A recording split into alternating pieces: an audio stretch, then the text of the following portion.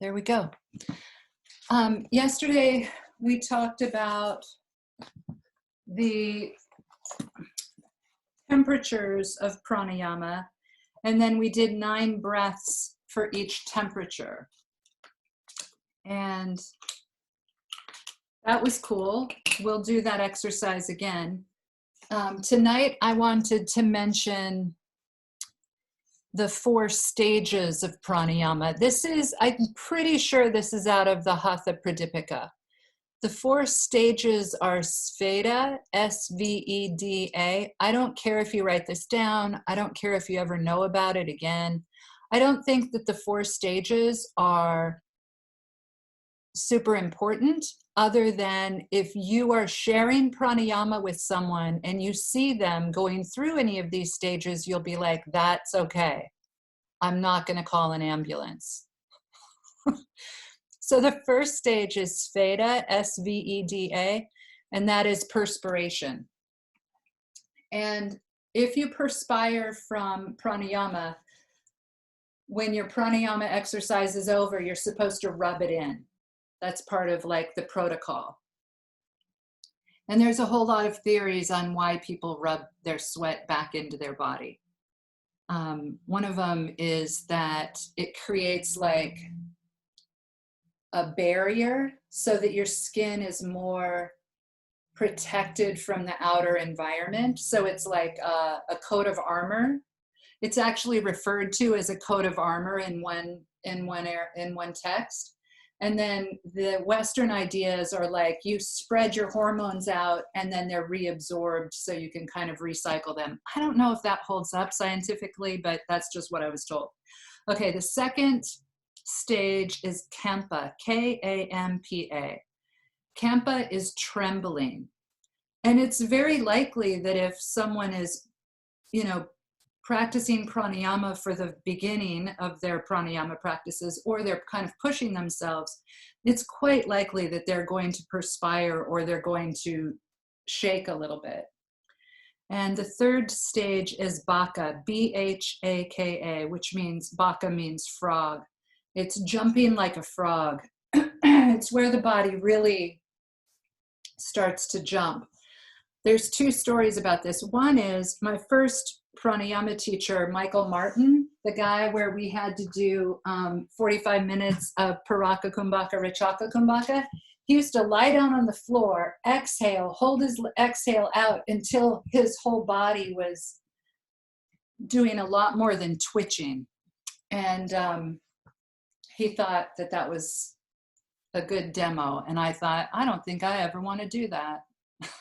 Anyway, so that's called Baka, jumping like a frog. Oh, the other one is Baka is people fold into lotus and then they lift up off the ground and fall down, lift up off the ground and fall down. And some people kind of rock and they pop up off their own legs. So it's almost like you might be able to fold into lotus and jump up and down off of the ground.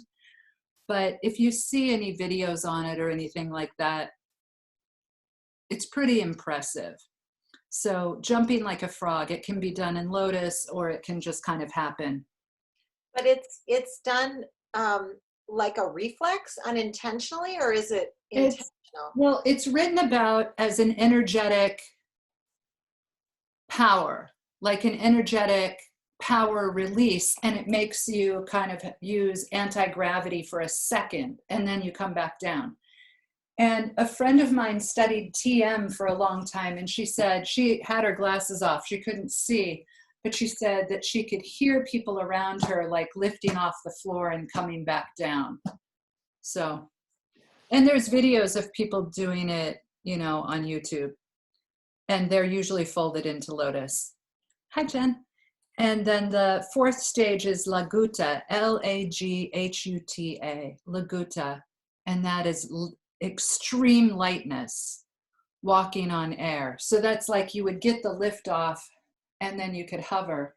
And when we were reading Living with the Himalayan Masters by Swami Rama, there was a chapter, was it in that book? I don't think it was in that book, actually. Maybe it was. Anyway, some chapter of a book that we read in the past 12 months has a chapter, no, it's out of David Williams' book, where there was a woman in India who got into a bad situation in her marriage. So she just shut her door, and her in-laws gave her water. She stayed in this bedroom for 9 years and practiced some yoga and a lot of pranayama. And so she had her own practices. And then one day she just got up and walked out of the house and left them. And she went to, I forget where she went first. Then someone noticed that she could levitate, so they took her to Japan for some studies. And then she ended up back at the same ashram that David Williams was staying at. And she was in the women's dorm, and people had left the yoga class. David didn't see it himself, but he was like, the women have no reason to lie about this. Everyone was super excited, but they walked in on her, and she was in lotus levitating 3 feet off the air.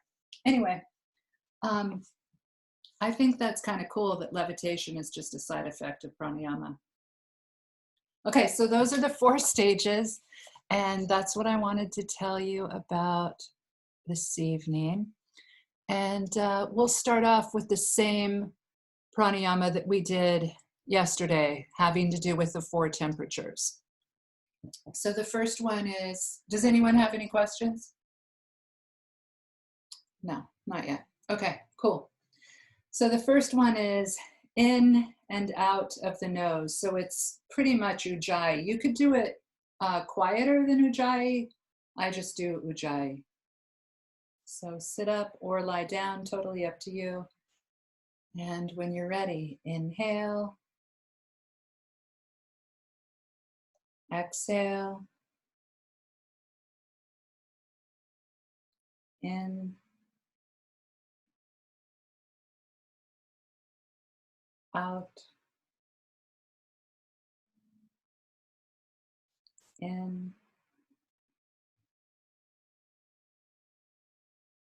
out,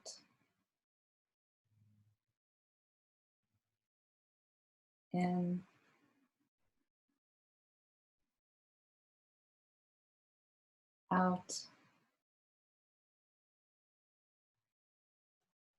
in,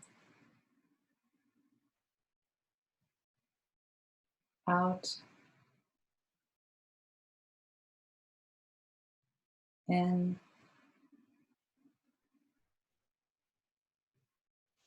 out, in, out, in, out. One more. In, out. Natural breathing. Whatever the body wants to do.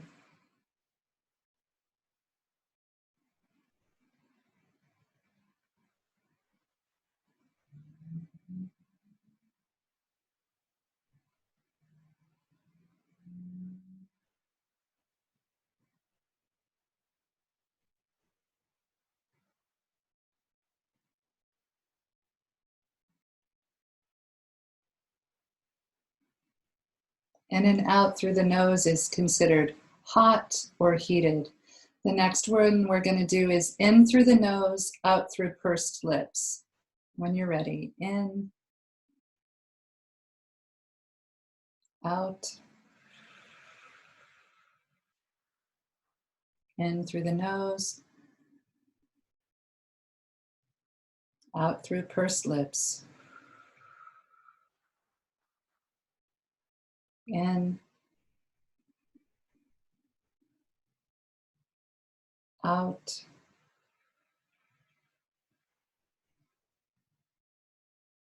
in, out, in, out, in, out, in, out,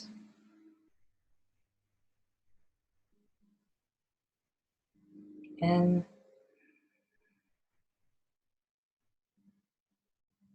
out, in,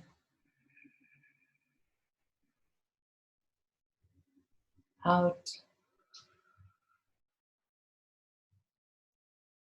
and automatic breathing.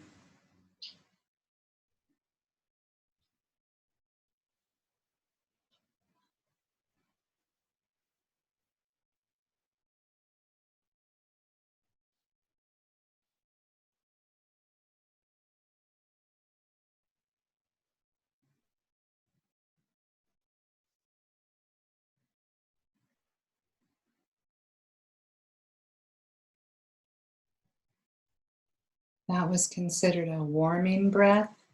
The next one is tepid or very lightly warm. It's in through pursed lips, out through the nose. In through pursed lips, out through the nose. When you're ready, in, out through the nose. In, out. In,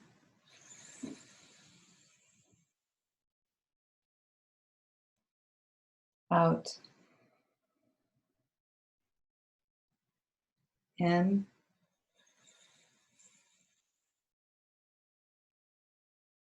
out. In,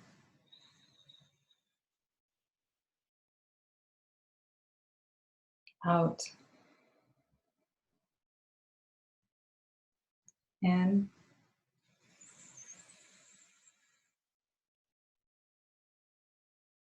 out. In,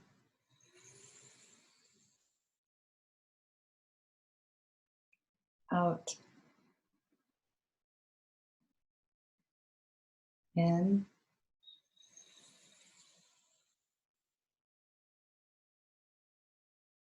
out. In,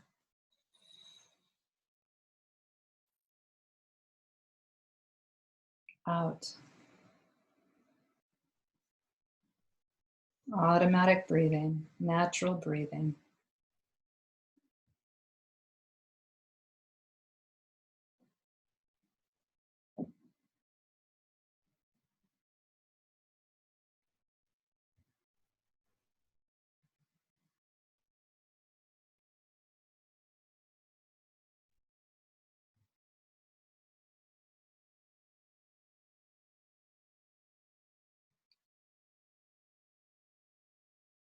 And then this last one is considered a cold or a cooling breath, and it's in through pursed lips, out through pursed lips. In, out,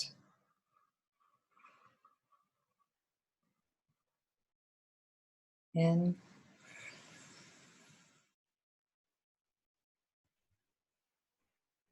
out,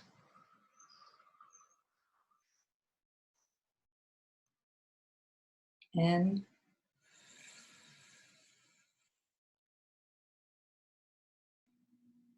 out,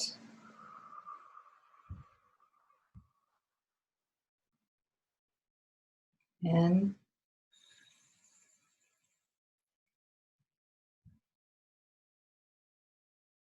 out,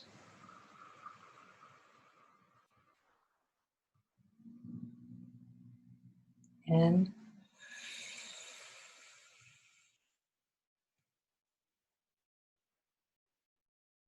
out,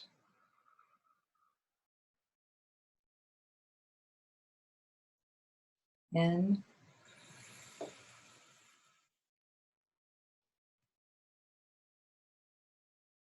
out,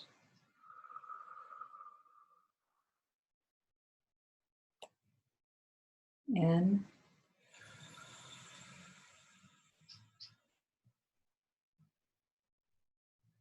out,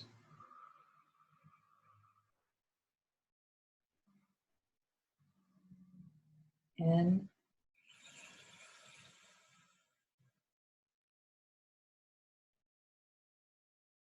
out,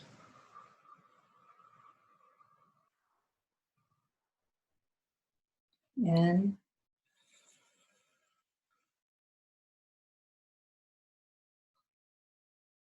out.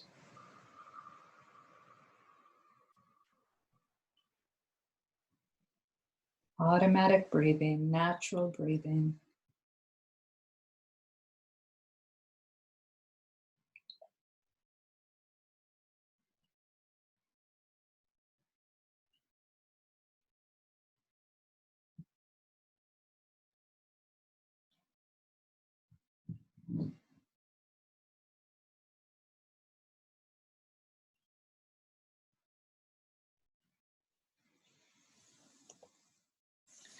I want to talk a little bit about hand position. If you're lying down on your back, any hand position is great. If you're seated, the most traditional hand positions are either both hands cupping the knees.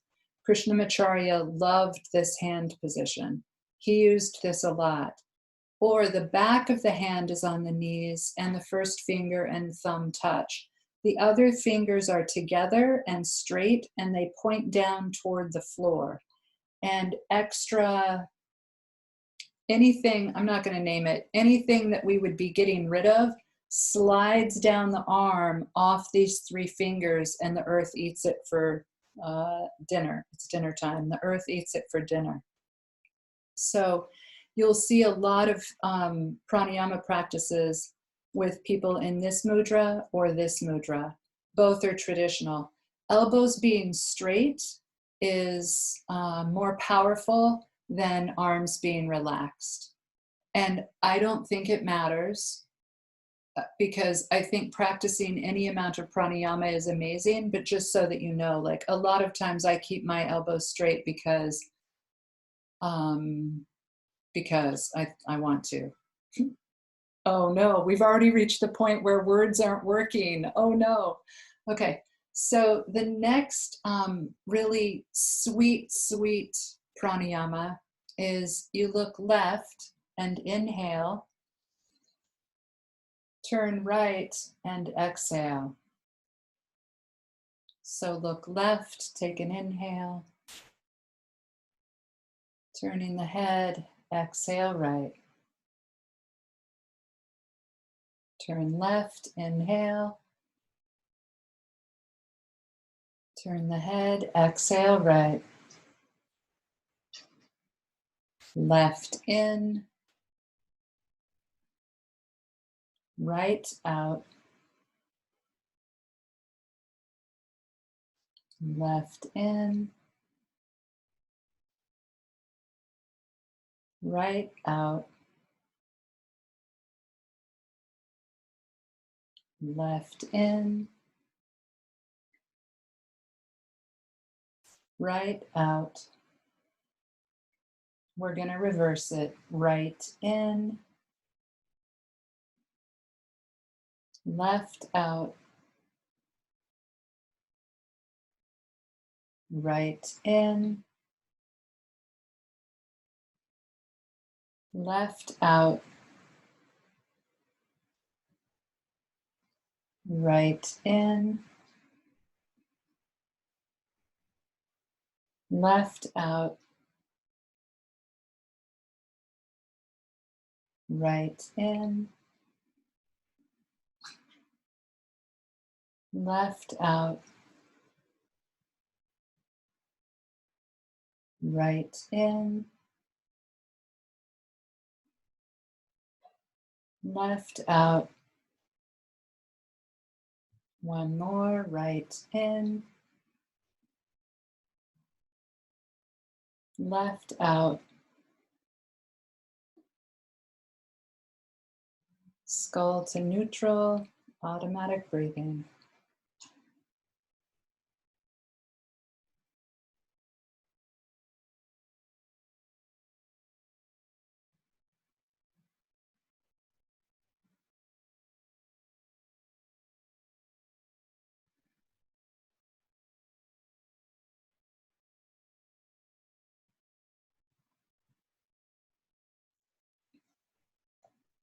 Beautiful. So I just want to talk about that pranayama and the possibilities.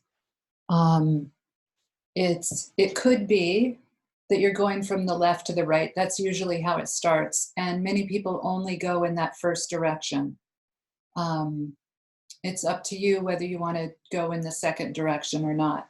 So it could be you take your whole entire inhale while you're on this side, and then you hold it, and then you exhale completely while you're on this side. And then you hold the exhale out, and you take your whole entire inhale on this side. Or it could be much, much gentler than that, where you're like inhaling until you get halfway, and then you start your exhale and you finish your exhale over here. And wait, no, that isn't correct. You inhale and exhale. And hold on. Okay, so the whole thing, is that true?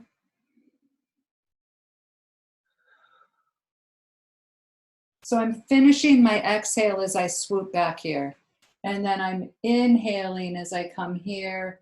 And I'm finishing my inhale as I'm already moving across. Then I'm exhaling and I'm finishing my exhale. And it kind of turns into more of a dance and less of a strict hold. I didn't explain that very well. Did you kind of get that though? So it could be pretty rigid with the holds, or it could be very fluid with the holds. Jen, you want to tell me something? I have to go pretty soon, but I had a question about the pursed lips. Yeah, good. Go ahead. Like a straw pursed lips? Like a kiss pursed lips? So it depends on how much compression you want. It depends on how much you want to like compress the energy into your body. You could just notice that you have lips and inhale and exhale, which is not really pursed. They're just trying to like maintain a position. Mm-hmm. Or you could purse them so much, right, that it's like,